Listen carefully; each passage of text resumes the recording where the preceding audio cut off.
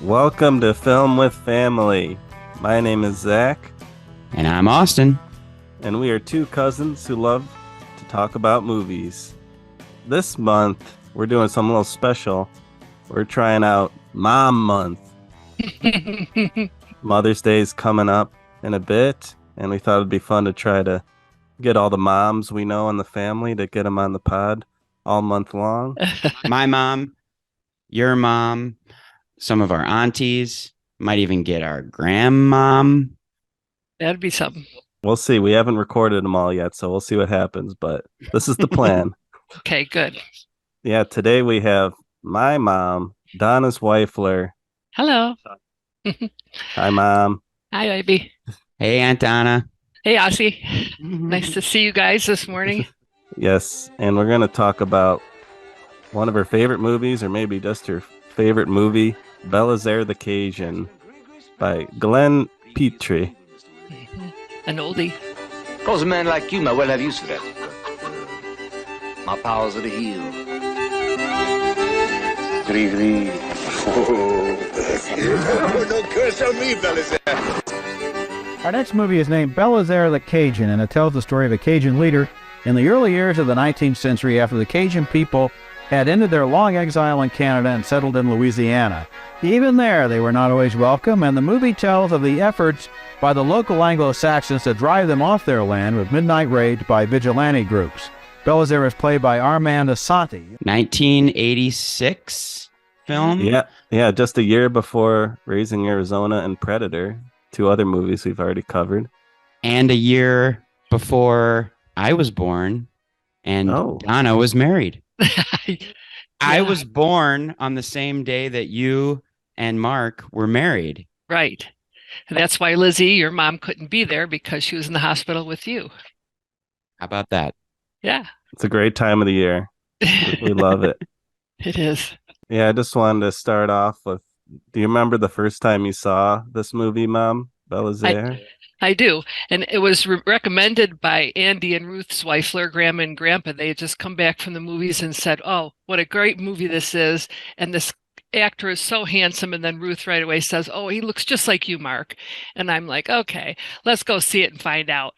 And it proved to be true. So we went to I think it was the State Theater in Ann Arbor, me and him, and they watched maybe Jasmine for us or something. And we watched the movie. I was pregnant at the time, so I took everything with hormones. You know what I mean? The hormones that are in your body. It's just like the music excited me, the romance excited me, the racism in it made me angry. All the different things in it. Mm-hmm. Yeah, so it was just it hit on, and a lot of animals in it, and he's a healer, and all of that stuff just rung my bell. Nice. Yeah. So did you see it in 1986? I'm trying to remember. That's a way back for me. So Jasmine was already born, and I was pregnant with Caleb, and I saw it then, and then I fell in love with the music and all that stuff, BeauSoleil, and I'm like, we got to have something for the birth, so I'm going to get this recorded, and my friend did it, and so I had these recordings and played it during the birth and stuff, and it was nice. So you played the Cajun music that's in the film? The whole soundtrack. During Caleb's birth? Yes, more than once, because the birth lasted all night, a long time. So, yeah. Wow. It's like BeauSoleil is the artist, right? Yeah. Yep. After that, we saw them at the Ark. Everything was, I had to have all that music and everything. It just was in me. And I'm like, let's go. You and Dad went to see them? Oh, yeah. Yeah. And they were good? Yep. They were. I wanted to say one thing about it. I was so obsessed with this movie, and this was before you could really buy movies or show them in your house. But Uncle John's friend, who was also a doctor he went to school with, I cleaned house for him. So I told him, I watched the movie at his house, and I said, I love this movie. And if you would tape this for me on your VCR, I would really be grateful. So he did it, and it turned out really crappy, but I still had it, and I could listen to the music and watch the crappy video, which I did many times. Do you still have it? I think we have it somewhere. I don't think I'd throw it away, but I don't have a VCR anymore. Yeah, I tried to look for it last time I was there. I couldn't find it. But yeah, I never heard of this movie from anyone except for you. No, this is a very obscure movie. I've never heard anybody talk about it before. Well, that's why we're talking about it, because people should see it. It's timely. It's about immigrants and hatred and love and all the things that are still going on now, but in a farther away thing that's more safe. Yeah, in Louisiana. Yeah. The Cajuns. Yeah, I did actually. I took pictures of early in the movie, like they have like a little text scroll and explaining the history of the Cajuns, and I thought I could read that in a Louisiana accent, in a Cajun accent. Take some hot sauce and go for it. Come on now, Zach, you can do it. All right. You. Long before the Pilgrims, French settlers were prospering in Nova Scotia. They called their province Acadia. In 1755, British conquerors exiled the Acadians. Most were shipped to the American colonies, Europe, and far-flung British islands. Word of a new home spread among the scattered refugees. From around the world, they made their way to Louisiana. The Cajuns rebuilt, hoping their new homes would be permanent. But within a century, they were once again in peril. Committees of vigilance were being formed to rid the state of undesirables. Vigilantes. Vigilante. Yeah, so that's the little text that you get in the movie to kind of give you some backstory of it, which I didn't know anything about, really. Yeah. I did not even know that was where the word Cajun came from, was from Acadia. And yeah, Mom, have you been to New Orleans, the Bayou? Never. I have not. Me neither. Florida, I've seen that kind of bayou, but not Louisiana. Yeah. Too hot for me. Too snaky. Yeah, I heard it's buggy too. Oh yeah. I've been to New Orleans. How do you like it? I honestly loved it. And it's not just because you just have beads and throw them and women take their shirt off. Did that happen when you were there? Is that only on I think they definitely encourage it all year round, but I think it's just so it was cool to like revisit that whole culture watching this movie. And I'm just curious, Donna, because like there's all these scenes of him, drying out the herbs on the line. Yeah. And that aesthetic, like I was like, that is so Aunt Donna. Like, I know. You do that kind of stuff. I did that before I saw Belizaire, but when I watched Belizaire, I was just like, he's doing it too. He's got all the herbs and he knows what they're for and he can cure people with them. And that was another link for me. And then, as it gets farther along and he's a midwife and a healer and everything, and it's just like, okay, he's magic. He is a little magical. He's the best. The main character in Belizaire is it Belizaire or Belizaire? Belizaire. Belizaire bro. Belizaire bro. Yeah, this is really his name. The first bro. He is a Cajun and he is a healer. Yeah, that's just it exactly. He's an herbologist. He knows what every herb can and everything in nature, how it can help people and animals. Because at one point he says, what's the horse doctor doing here? So he did everything. He took care of animals and people. All of the herbal remedies that he talks about in the movie are real, including the spider web gauze, which is so cool. Like there's a scene where his cousin's whipped in the back and he cuts off a huge branch and literally like lays a big cobweb on his back to kind of like gauze it up and bandage his back, which I guess is real. I remember asking my midwives about that at the time. I said, I talked to them about Belizaire. They were here, of course, listening to the music, and they watched the movie then after that. And I go, what about the spider web? She goes, it has medicinal properties that will stop the bleeding and ease the pain. And so that's the first time I heard it was 30 years ago. Yeah, that's cool. You know how hard it is to get a spider web off of your fingers. Yeah. So the same thing, it's like a bandage that's temporary but permanent for a little while. So it's a really cool thing. We don't use it enough. Go get some webs. Yeah. I'll do it next time I'm lost in the woods and have a bad cut. I'll grab some cobwebs. Right. Great tip. Do you know how to do that kind of stuff? I have done it more in the past than I do now because it was when my kids were little. I was interested in finding remedies and things that were safe and natural. And if it's something I could do, and I had midwives that also knew about that. And so they told me, like, we would do things like go on a weed walk where an expert would tell us all these weeds and what they're good for. Dandelion is good for this, and catmint is good for this, and that stinging nettle, that's painful, but it's good for that, and all different things. I'm at one time just right behind the house. I remember that I made elderberry tincture, which was supposed to be good for kids' fevers. Kids have a lot of different fevers, sometimes for no reason. They just have fevers, and you want to give them something to relieve them. So I made this dandelion tincture of elderberry that grew behind the house, stuff like that. Nice. Motherwort is another thing I still make now and use right now. Is something that grows in our area, and it's good for women, for your anxiety, any kind of problems that are, bothering you. If you're worried about your kids, anytime you're worried about your kids, that's a time to take motherwort, and I do still. Oh, wow. Yeah. Yeah. And you got the echinacea. Yeah. Well, that's something we always take. Yep. To try to boost your immune system. That's not something that I make myself anymore. I'll just go buy that. I don't grow echinacea very well, so don't make it. Yeah. And you also got veterinary experience, so you got a lot of experience healing animals. Yes. I'm a vet tech. That's what I went to school for, and I did that for about 10 years. And then I was like, oh, that's a lot of work, so I'm not going to do that anymore. And that's when I started having kids and stuff and found that more rewarding. Different kind of animal. Yeah.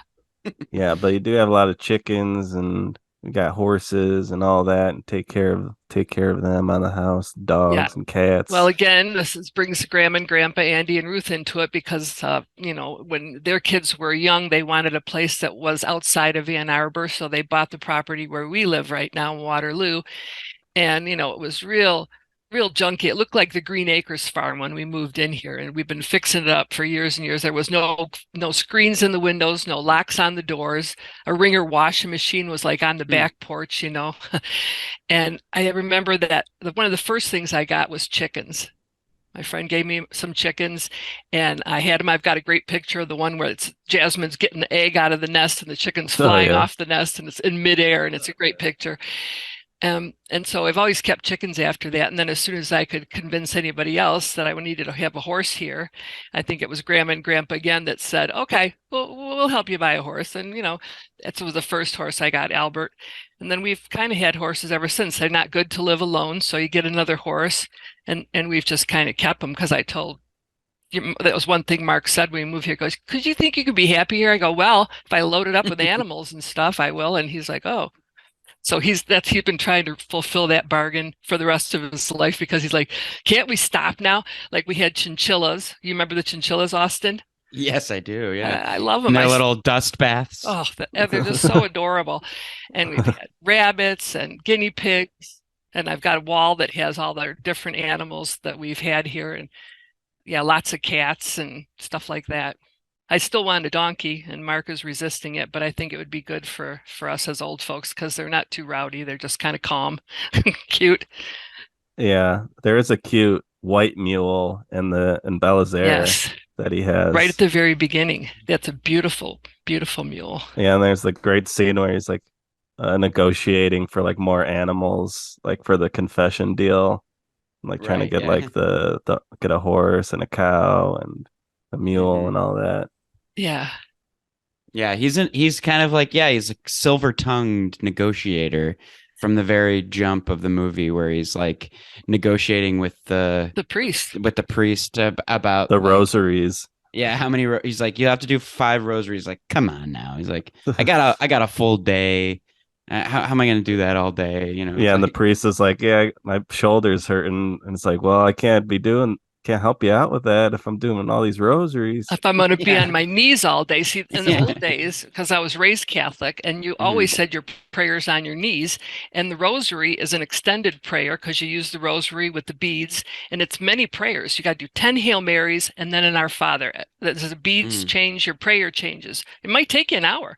And so if I don't remember ever having to do a whole rosary. When I did confession, they would just say do 5 an hour Hail for Marys. one rosary, or an hour for 5 rosaries? It could. If you really prayed it with a lot of feeling and took your time and didn't rush through it. You know how people do with repetitive prayers. It gets to be real fast to get over it. But I always wish that they would have said what caused him to have or need to say 5 rosaries. What was his sin that he confessed? Because he's such a good guy. What could he have done? Yeah. Yeah, and I think it was probably coveting his neighbor's wife, since once you watch the movie and you see how he's in love with her ever since he was 14. So it's a long time coming, because she had 4 kids with this other guy at that point when he finally, anyway.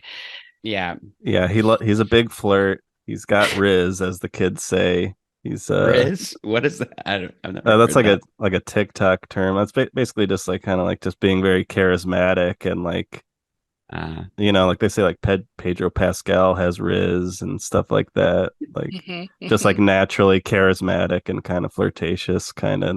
I'd say Belizaire fits that bill. Definitely. Like it says at the beginning of the movie, he's trying to solve the crime that occurs in this movie, but he's also trying to win her heart. Yeah. She likes him and has known him her whole life basically, but she's married to somebody else, and so he's trying to win her away. And as things go, well, got to watch it to see. Yeah, it seems like they have some like romantic past, or like maybe they used to date or something like that. Do you remember the part where he says how you were the best dancer on the bayou, and I used to just wait and watch all the other guys dancing with you and wait for my turn because everybody was dancing with you. So they might have had a little dance together, but that's all they have in the movie either, right? There's not any kind of affection that you can see except implied. Yeah, there's a lot of flirtation but yeah, not just a little dance here and there. We're introduced to Belizaire. We understand that he's a negotiator, that he's an herbalist, that he's in love with this other man's wife. But the main kind of historical story that's underlying it is the Anglo-Saxon people in Louisiana are discriminatory towards the Cajuns. And so they are kind of rooting them out and like literally hunting them down on horseback with torches and basically saying like, you've got 2 weeks to leave or we'll hang you. Tonight we ride. When are you going to talk to us about giving us some protection? First time you get the same kind of protection you always have. You have been condemned to leave the state within 2 weeks. We've been here long before they was. They can't make us go. If you break this bond, you will be hanged. And because Belizaire is known to be in love with one of the Anglo's wife, he gets on the list. I think just because he's a Cajun, he's on the list. Mm-hmm. I don't even know if he has to do anything. Yeah, and they also go after Petit Léger, another great name amongst other great names. And I think he's like a cousin of Belizaire. Yeah, he's a cousin. Yeah. Yeah, Polite. Mm-hmm. Hey, you're my cousin. Yeah. Yeah, there's family connections in this movie, certainly. You sent me like that 35th anniversary of Belizaire thing, and yeah, Glenn Petrie, the director, is talking about how it's like his dad's in the movie, and they put his mom in there and his brother's in there just as like background actors. So like it's another family connection there. Yeah, and Glenn Petrie said that the story of Belizaire was told to him and is a true story. There was a friend who since passed away, Richard Gidry, and Richard comes up at a party and says, I got a great idea for a movie. And he said it was his great-grandfather was arrested for the murder of vigilante, eventually released, and then he promptly moved in with the widow. That was the inspiration for the whole thing. A guy stole another guy's wife. Well, look at it this way. When you're a woman in the 1800s, right at the turn of the century, you got to basically have a man. take care of you, especially if your husband just is dead and you're pregnant with 3 kids and no money. And, she's a Cajun, he was American, and they never really did marry. That's what the whole thing was. That's what the whole thing at the end, the deal, when he makes it for her, is because he's thinking, how can I, even though she's not mine, how can I make sure everything is going to be good with her when I'm dead? Yeah. I got to take care of her because I love her. Yeah. Yeah, there's like some technicality where they're not actually married or something, and they just say they're married. Well, jumping the broom, see, that's an old thing that before people got converted to the Catholic Church and all of their customs and ways to get married, and we got to be married this way, they would jump the broom and have a party and consider themselves married. And she says, well, we jumped the broom. Remember when she says that about her and Matthew? He goes, you're never married. And the Holy Mother Church, he goes, well, we jumped the broom, and that's good enough for me. So, but he wants to marry her, in a church when they get married. We'll see. Yeah, when he was really coming on to her hard, he's like, "You're not married in the eyes of my God." Mm-hmm. And then like she's like, "Well, what are you gonna do? My son wants a horse. Yeah, you can't get him a horse." He's like, "Good point." She's laying everything out there. Like, look, I like you well enough, and you're convincing me that the guy I'm married to is pretty much rotten now, but I need my kids to be taken care of. What are you going to do? And he comes, figures it all out, doesn't he? Pretty easily. Yeah. Another funny thing is, you got all these great character names like Belizaire Bro and Petit Léger and Alida Thabit. I think Thabadou is what's listed on the Wikipedia. Then you got Matthew Perry, which not to be confused with Chandler Bing. Matthew Perry, I'm gonna kill you! Yeah, I did not kill Matthew Perry. It was so far before Matthew Perry. He wasn't even born yet, maybe, right? Yeah. But that was his part. Yeah. Friends was a good while after that, but it's just funny. They say Matthew Perry so many times in this movie. He's like, I'll kill you, Matthew Perry. It just makes me laugh every time because I just think about Chandler Bing. Maybe he should watch this movie. Send him a link. Yeah, Matthew Perry's a real bastard in this movie, though. You don't like him at all. But when I watched it last night for another rewatch of it, I was thinking that you remember when they get in that fight finally about the pecans and stuff, and really it's about Alidar. And when it started, he tripped. First, Matthew comes out of this house, then Belizaire comes out, rams him, but he doesn't do. He trips.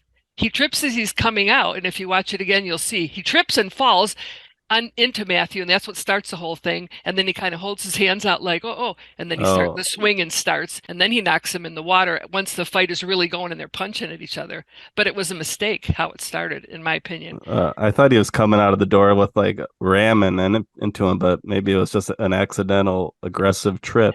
Yeah, I didn't really realize that either until I watched it yesterday. Then I'm like, oh, he trips right there. Holy crap. That whole fight sequence where they end up in the water and they're kind of wrestling around in the water reminded me so much of Prince of Thieves.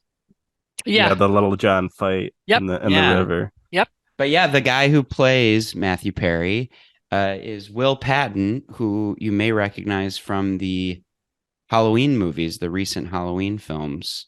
He plays Officer Hawkins. Oh, wow. The only other recognizable actor is like McCaddy. What is his name? William McCaddy? Stephen McCaddy. Yeah. And he's just like an interesting looking character actor. He's got kind of a mean looking face. Yeah, I've seen him before in some scary movies from the 70s. Who does he play in this movie? Like he plays the husband of the sister of Matthew Perry. His sister.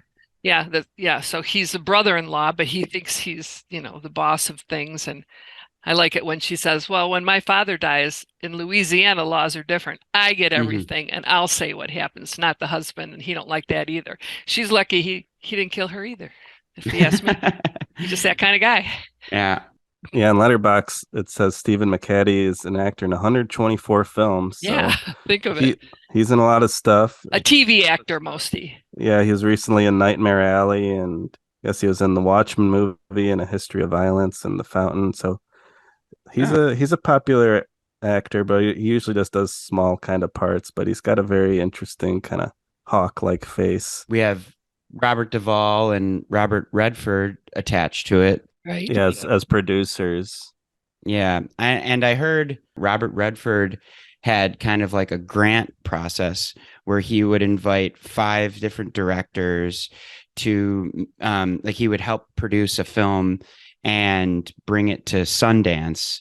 And Glenn Petrie was one of the like winners of that grant. And so that was how it got produced. And then one of the things that Robert Redford did in this grant was he would offer up a actor that he knew to help out with any scenes that they were having trouble with.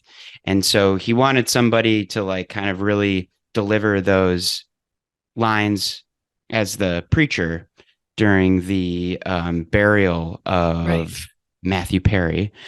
And yeah, first card of the movie, it thanks both of them for helping get the movie produced. If you have any favorite scenes that come to mind, Mom, when you think about this movie?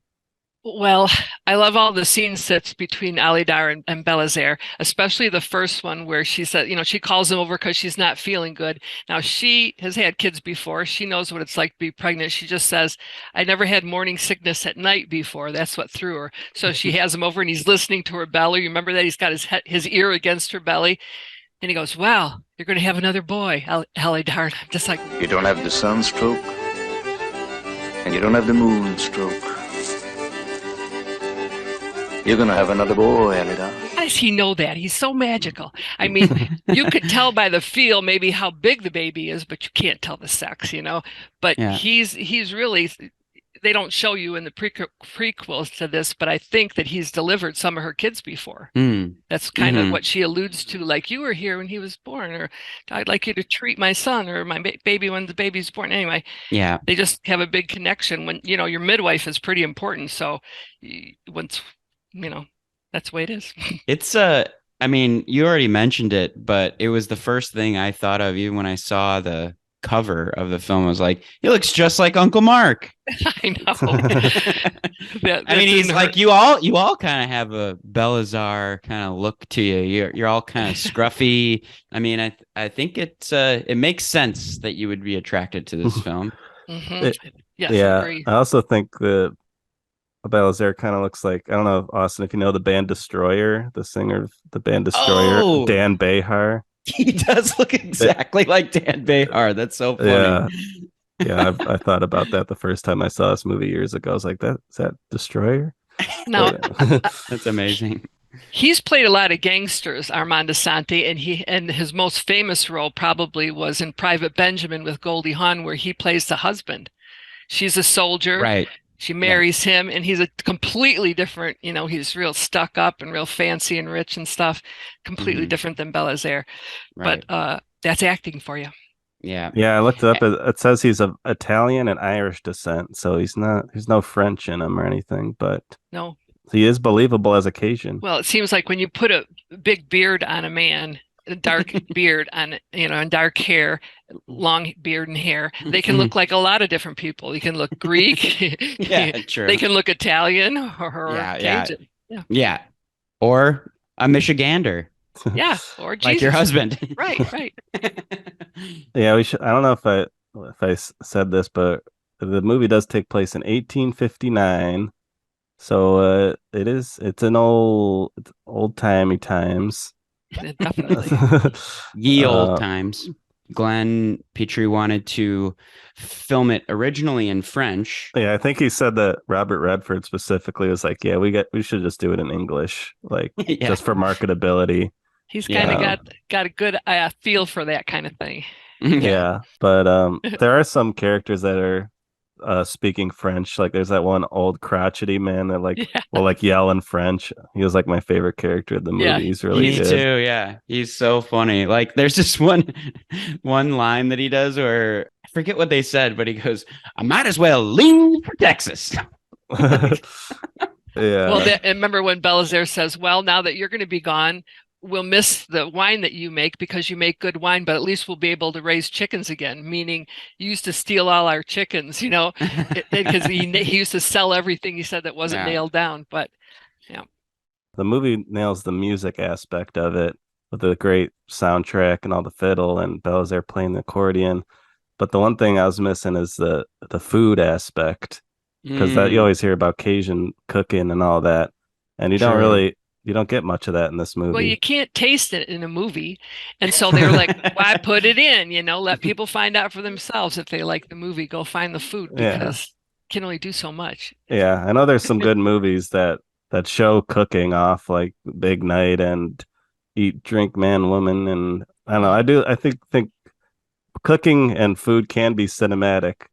Oh, absolutely. And like Ratatouille, another good cooking movie, They could, but they would have had to make it a lot longer. Look how short this movie was. It's not even 2 hours, right? Yeah. Yeah, it's a little over 90 minutes. It's a nice watch, breezy watch. Yeah, it is. Yeah, I mean, I think I agree with you though, Zach. I think they could have thrown in like a crawfish boil, or at least just making some rice or something. Just give us a little bit of that roux, or Yeah, at the dance party, gumbo. They do talk about gumbo. Yeah, he does mention gumbo in the scene where he's about to get hanged. Right. So that's good. He says, I'll make a gumbo after you're gone. And he says, I'll make 2 gumbos. And Belizaire goes, wow, 2? Like, that's really going to be memorable. Yeah. But that's what I liked about that Les Blank documentary you mentioned. They show off the cooking aspect more and cooking up the crawdads and all that good stuff. Yeah. So let's talk a little bit about that. So it was interesting because as soon as I was watching this movie and hearing the Cajun music and stuff, I actually paused it around 30 minutes in to call Zach and be like, you gotta watch this Les Blank documentary. And he was like, I already watched it. Because apparently they already paired in the Criterion Collection, they pair Belizaire with Spend It All, which is a Les Blank documentary from the 70s about Cajun culture. Work like hell to make some money, and we spend it all having a good time. Oh, that's Cajun, boy. What do you do to have a good time? Horse racing. Bring a few beer, and then make a big supper and eat. Dance with the little pretty girl. Like towards the end of the Les Blank documentary, they talk about how like the city life versus the Cajun life, where they're like, I went to Chicago and I tried playing this music, but like nobody dances because they're too close together. Like there's not enough room for people to like dance. And then towards the end of the movie, the guy's like, I'd rather be in jail than go to New York City. It's like there's like waking up every morning, putting on a suit, having to brush my hair. Like it's like that's not freedom. Mm-hmm. They have this like sense of like what's important, and what's important, family. Right. Yeah. I remember there's a good little bit in that movie where like some old Cajun guy like pulls out his tooth with a pliers or something like that, and he does it very nonchalantly. It's very funny. Okay, they just cut to this dude with a pair of pliers like on a back tooth, and he just yanks it out, starts spitting out blood, and he's like, "Where's my beer?" I saw that. I watched that. Zach, you told me to watch it, right? Yeah, I just threw it on after we watched Belizaire, because we watched this on the Criterion channel, which is like the only way you can watch this movie. So if you're trying to watch this movie, get on the Criterion channel, and they have a beautiful restoration. It is nice, very nice. Yeah, because the first time I saw this was a few years ago, and it was. Did I make you watch it with our video at home? Yeah, it was like the crappy one. It was so bad. Yeah, it was hard to get into the movie because you like couldn't even like make out facial expressions. The quality was so bad. Yeah, it was so bad. So it was great to actually see this movie in HD, and it looks great on Criterion. So I'd recommend people go out, check it out there. Yeah, it looked beautiful. Was this like the best you've ever seen it, Donna? When you guys watched it the other day? Well, ever since. Besides the movie theater, that was the best, and then this was the next best. Seeing this Criterion thing, it was like having new eyes installed, and I'm like, what? Belizaire looks like that again. Awesome. Yeah, she looks great. You can actually tell that he's tripping and all these new details. Yeah, right. I had no idea. Like at the beginning, I knew he was negotiating about his penance for his sins, but I couldn't hear all the words exactly on the crappy thing that I had. But anyway. Yeah, it is nice to watch it with subtitles because they got thick accents, and so it's good to do that, to kind of get everything they're saying. I did watch it with the captions as well. Yeah, Mark hates captions, but I think they're very important when you want to get everybody's words. Yeah, especially in the Cajun accent, which is a little difficult to decipher if you're not from that part of the country. And it's like kind of mixed with French, and all of the names are. I don't think if I had the captions on, I would even know if what they were saying was a name. Like I would assume that maybe it was like a French word or something, Right. There was a lot more Catholic references, like right at the beginning. Of course, there's that bit where he's coming out of the confessional and his deal with the priest. And then, of course, the white mule.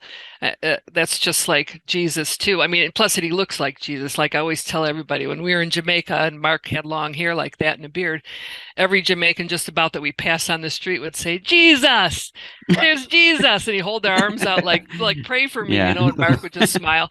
But that was the thing with him. And then he, was not only like Jesus used to heal people, right? And that's what Belizaire does. And at the end, when he's giving away his medicaments to the people, he's crying because he's just so happy that somebody's going to use this stuff after he's dead. And I'm just thinking, just like Jesus again. Plus, he's got the two thieves right on the sides of him. He says, "Who do you want to hang with you?" Just like Jesus, 3 of them. And he's at the very end, when he's getting hanged, and then the guy's running away after he picks up the root, and he holds on to the rope and swings down again like Robin Hood, knocks him off his horse. Yeah. And that last scene where he's at the gallows, and somebody gives him his bag of medicinal items, and he just kind of goes through it like Santa Claus and just hands it out to everybody. He's like, "I've got this. This is good for like who's got this problem?" And then someone's like, "Oh, I got that." And he's like, "This one's good for if like you're trying to fall in love, like put this under your crush's pillow." And like that's some girl runs up and she's like, "Ooh." No, well, that was actually for what he says. This is for the widow Como. Then he brings up the widow again, that everybody was saying, "Oh, everybody talks about you and the widow." And that's when he says, she'd have my mule if he'd have her. She'd take my mule if he'd have her. And like she's desperate. So he gives her the root for under her pillow, and she reluctantly takes it, but then she runs away with it like, "Okay, now I got it." Yeah, back to the Jesus thing. Yeah, Glenn Petrie, the director, talks about how like in that interview that like the people told him that the Jesus connection to Belizaire, and he was saying he didn't realize that when he was making it. He was like, "Oh, I just thought it looked good if there's two guys next to him. It looks better on camera." But he was like, I do think they're onto something. I think it was maybe a subconscious kind of thing, that there's like a Belizaire is kind of like a Jesus figure. Yeah, I didn't put that together either. But yeah, I do love, like, he literally like grips onto the rope that he's being hung by and like swings from it to knock this guy off the horse who's racing past him. It's like gotta be split second timing. He knocks him off, and then he starts to actually hang because he's gone to the end of his rope, and then Alidar has to save him by lifting him up so that he's can get out of the noose. And it's just like, it's very emotional. You could tell she did. And I think that when they had the little scene before he actually did that, and he was with the ball and chain in the jail, and she said, "Everybody's going to miss you," and she hugs him. I think maybe he told her, "Bring that bag from home with all that stuff in it. Pack up everything you can and bring it." I think he was working on that in his brain already, because the guy says, "You can't speak from the gallows, okay?" And he says, "Well, I have other ways." And I think that was probably the way he was hoping for. He's going to get that, and that's going to... He was always working on something, kind of like a Sherlock Holmes story. He's solving a crime, but then he's got to make sure this person here is not going to get screwed up by the solving of the crime. He's going to make sure they'll be all right. Give them some money or something somehow. It's thoughtful. Everything is sewed up neatly, at the end. And you think it's kind of a open-ended ending to it, like when she says, well, we'll see about getting married. But I say it's definite. It's definite. In fact, there should be Belizaire too. That's what I've been wanting for 30 years. Yeah, to see their happy life together. Yes. Yeah. And their kids, because when like I told you, I was pregnant with Caleb. So anytime that he would make reference to her saying her pregnancy, saying, well, come to the fete of dough, come to the dance. Oh, those days are over, Belizaire. And he says, no, unborn love to dance. Yeah. And if that was my baby, we'd be dancing all the time. And I'm just like, oh, who could resist a guy like that, that wants to dance with a pregnant woman? And I told Zach, when I was pregnant with Zachary, I went to see Bruce Springsteen, and we were way in the nosebleeds up at the stadium, and he pulls a woman from the front and starts dancing with her, and she's got a big belly just like me, and I'm like, I love you, Bruce Springsteen. I can dance with you right now. I love you. It was so awesome. That's great. Yeah, I love that line. The unborn love to dance. Yeah. If you're with me, I'd be dancing all the time. That's right. Yeah. I love all the Cajun music and dance sequences. Yeah, the music. Yeah, I like how the music kicks in. It's always sounding really happy, even if it's like an intense chase scene where like somebody's getting shot at, or like even if the stakes are high, the music's always like ding ding ding. Yeah, you never know. It could go either way, right? You're hopeful. Hey, it could go this way. It's good music. Yeah, and it just gives all the action scenes just a fun vibe. So the reason that Belizaire is at the gallows and he's accused of killing Matthew Perry, because we don't know how he died, right? He just shows up on a wagon with like a bullet hole or something through him, and he's just dead. Right. But before then, he's disagreeing with everything that Matthew Perry wants to do. I mean, not Matthew Perry, Thibodeau, the other guy, the sister's husband. He wants to have the night rides. He wants to get rid of the people. He would like to kill them, really, but he's trying to just give him 2 weeks, right, with the night riders. And then Matthew is trying to stick up for Pauline Loger. He says, he was drunk when this happened. He's so drunk now, I don't want to beat him. He's too drunk to be beaten. And he goes, well, I'll do it if you don't. And so then he goes and does it, and then it goes to his whole demise. But he was not agreeing with him, and he wanted to. He just didn't want him to have what he deserves as being the real true son. And then it just hard cuts to him just being dead, and it's like I was like, did I miss something? Like I rewound it. It's like, nope, he's just dead now. I think that the husband of the sister with the nose, McCaddy, he killed him. Because he kept disagreeing with him, like when he's saying, Pauline is so drunk, he doesn't need to be beaten. I mean, to be whipped. And he says, well, yes, he does. And I'm going to tell your father you wouldn't do it, and yada, yada. And then after that, he ends up dead. So I just think at the end of that night, somehow he plugs him. Oh, so that would make sense, because he's the one who like won't touch the gree-gree root, and he runs away, right? Yeah. And, so that makes sense. And you remember when he tells Belizaire right at the beginning, there was I had a Santo Domingan slave woman that worked for me, and I didn't like that spell stuff, so I got rid of her. So that's why he brings up to him, just like in a Sherlock Holmes thing, would outsmart the criminal by setting up a trap for him by saying, don't you want to touch that, because I got it from a slave woman, and she did the gree-gree all the time, so he's like, uh-oh, this is the root from the woman that I got rid of. I'm screwed, I can't touch it. Then Belizaire uses the root in the gallows scene and causes a big scene with like telling people to touch the root, right? Yeah, and that causes to prove like, if you're guilty or not. It was like the lie detector in the day, the root. Like if you touch it, then like your true self is revealed or something, right? But as you can see, the way that they have it made, they have a holder, like attach all that cloth wrapped around it, was the way that you could hold it without really touching it. If you didn't want to touch it, and you could throw it like he did. And they don't really tell you what kind of root it is. You just got to take their word for it that it's magic. I'd like to have a root like that right now. I can think of a lot of people I want to touch it. There's one other thing that I wanted to bring up. Like Belizaire signed some contract. Yes, at the end when he's in jail, it's a confession. They want him to sign a confession so that they can put him to death and have it all be legit. Yeah, and the confession says like that he fathered Yes. the Ali Da's children, which is not true, but it's which is to take any reason that she would get some of the fortune because Matthew was her kid's father. And he says, I'm not going to sign this. And then at the end, when he shoves it in his mouth because they're going to end up screwing him anyway, and he's just like eats it. That was what else could he do, right? Yeah, I love that. Where he just shoves the contract in his mouth, starts like biting off pieces of it. It's so funny. Remember when he goes on the chase and he takes the fastest horse instead of the slowest horse, and he's still got the ball and chain? I told Zach, how did he do that? How did he get on the horse with the ball and chain? Yeah, he's magic. And and then he still has it at the end, and he try to bust out of the prison, and I don't know. It's amazing. So many good parts of this. I hope that people will watch it when they hear this and be like, oh, it can't be that good. And then they'll get all excited about it too. Yeah. It's a very, very charming film. Yeah, I also like the bit where Belizaire is like giving like a shoulder massage to the priest or something. Like I think it's like a little bit before he gets sent to the gallows.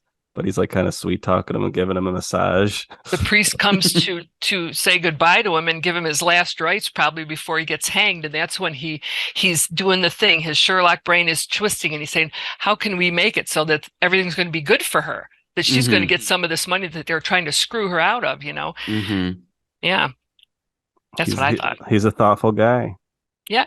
Yeah, I do love that final scene where he's asking her to she would marry him and stuff, and he's like kind of coy about it. He's like ringing the tree branch, like there's like by a tree, and he's like kind of ringing it, and they go back to, you could almost see them when they were 14 years old, maybe talking to each other instead of having all this life that's already happened to them and all this crazy stuff. He's like a kid. He's like a little boy. He's like, well, I think now that I'm a man of means, because he never was before. He was a man of herbs, Now that I'm a man of means with these 3 animals, you'll be fixing to marry me. And he's not looking at her at all, just like, right? And she's like, you're not asking me. Yeah. And that's when he just barely can whisper, would you marry me? And he looks so pitiful and sweet. And then she goes, we'll see. And I'm like, done deal. She's definitely going to marry him as soon as the year and a day is over. Yeah, I think it's a great ending to the movie. You don't need to see a big kiss or anything. All you need is that, and you know that they're going to get together soon. That's right. It's very good. Yeah, very sweet. And there was something about like them both being like in the trees that like kind of connects him back to like his like herbal nature, like, medicine man, like the way that he's touching the bark and stuff. It's kind of like he's like, maybe there's something on this tree that can, help make her say yes or something. I really liked it. I thought it was just like a really sweet film, and I'm like so glad that you brought it to our attention. I'll just tell anybody that wants to hear about it what a good movie it is. In fact, I'm amazed I didn't have an animal named Belizaire, like a rooster. There's still time. I got one named Barack Obama. That's right. you had Beyonce and Beyonce. All sorts. Oh yeah, could have one named Petit Leger. Matthew Perry. Matthew Perry.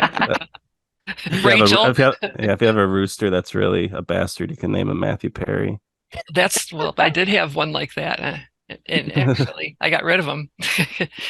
Yeah, Mom. So I know you took some notes. I want to make sure that we hit all the notes you wanted to mention. Well, you mentioned about the spider web. I think that was the most obscure thing that everybody was just like, "What the hell is he doing?" So that's a good thing. And then let me see. I don't know. We talked about a lot of stuff, you guys. We might have got it all done. Well, do you remember how about I wanted to make sure I'm sure you guys figured this out. You know about guns, but when after he chased down the killers and he says, throw down your guns, and all the guys finally do. And then he says, who do you want to hang with you, Belizaire? And he starts going and feeling all the guns. On the ground. He's on there and he's picking them up, throwing them, and then he throws them over and he goes, those 2. So he takes the guns that are hot, right? Or have been fired. Not every gun was fired. He wasn't riddled with bullets. He was just really shot by that one guy, that main guy who's looking at him. And then he says, "Please don't," is the last thing Polite says. And then that guy, shoots him. So, or maybe two of them do, but anyway, he feels the guns, and I thought that was another Sherlock thing would do. He would definitely feel the thing to get the right person. Right. Whose gun is that? Stuff. Yeah, like I didn't catch that. Yeah, I like that line it's like, it's a turkey shoot, not a firing squad, or something like that. Right, exactly. That's right then, because his gun, Paulie shot first, but he was empty in his gun. No bullets. It was a click. And that's when the guy just gets his evil smile and blasts him he's unarmed man at that point, but he still shot him. Poor Polite. Poor Polite. He's pitiful. And he was so drunk because he didn't want to leave, and they was being forced to leave. He says, I'm afraid of Texas. I don't want to go there. And and Belizaire was just like, it'll be all right. It'll be all right. He was trying to make him feel better, but he knew it wasn't going to be good. And the way he cried over him, that's another religious thing in my memory, a story about how Jesus cried over Lazarus. They get there. He says, he's sick. You got to come. And by the time he gets there, he's dead, and he's crying and holding him and everything. So even Jesus was crying over people. But I think he eventually did make Lazarus wake up again. He's like, okay, enough of this crying. Wake up. But Belizaire couldn't do that. But he could do a lot of other things, like what he gave her for morning sickness. The raspberry is something that I drank every day when I had the kids little. Just it helps with morning sickness, and it helps for breastfeeding to make more milk, and just good for your body. It's got a lot of good vitamins. People should drink raspberry leaf for all that good stuff. I was going to say if Armand Asante hears this and they get a real big resurgence. Remember what happened with Bohemian Rhapsody and Mike Myers? Yeah. Oh, yeah. Bring him back. Yeah. So it might be like, nobody paid attention to this movie. I mean, it didn't get any awards at the time that I can remember at the Oscars. I don't even know if it was up for any. People just kind of, oh, well, it's just a quiet movie, an indie movie, kind of thing. Yeah. I think the soundtrack maybe got nominated for a Grammy, and that was it. It didn't win the Grammy. But that's the only thing. But it should have got more awards than that, because it had so many other things that were really great about it. Lesser movies have won. That's all I can say. That's for sure. Yeah, my final thoughts. I think I really enjoyed rewatching this movie. I'm glad I got to see it in nice crystal clear definition on Criterion. It looks great. I love the music, and it's got some good physical comedy in there too, just like the fight scenes and just like the little chase scenes. Like it kind of has like a Benny Hill vibe sometimes, like him popping through the window, and there's like that one good wide shot where he gets like kind of chokeholded from behind, and then like he gets kicked out of a barn, and there's just some fun little moments like that all over it. And Armand Asante is really good as Belizaire, and there's a nice romance there. So yeah, great movie. Yeah, I mean, I think that it just has a very folksy vibe to it that is just really pretty and like easy to watch, and feels like it's a very warm film. And I would also just encourage people to check out Les Blank's documentaries about Cajun culture, because those are really great. That's right. We did a public service here by telling people about this movie. It looks like we might have lost Zach. He's not even online. Maybe his computer died or something. But yeah, I mean, we're still recording. Donna, do you want to give any final thoughts on the movie? I guess I would say that I think it would appeal to a lot of different people for a lot of different reasons. But the fact that nothing about it is technical, and it happened at the turn of the century almost, 1800, 1850, whatever. It's so like he said, folksy and old, that it's a good palate cleanser for everybody that is got so much media stuff in their life. to get away from it and to listen to that nice. It makes you feel like you could play the kind of music that they're playing, but it's not possible. You can't play a banjo or a guitar or a accordion like he says, I'm going to be playing the accordion tonight. Come and we'll dance, and she's just like, oh, those days are over. But An I think he did accordion, have to yeah. learn how to play accordion for this. I think I heard that at one point. Armand. A little bit, Oh, just Armand learned how to play? just enough to do the squeeze box thing, which a squeeze box is easier than a real accordion. My mom played a real accordion, and it has all different kinds of keys on it, and it's very heavy and much more complicated. But squeeze box always looks like fun. I did get a squeeze box after this movie and try to play something on it, and it was just fun to hold and fool around with like a yo-yo, but I couldn't really play it. But it makes you feel like you could.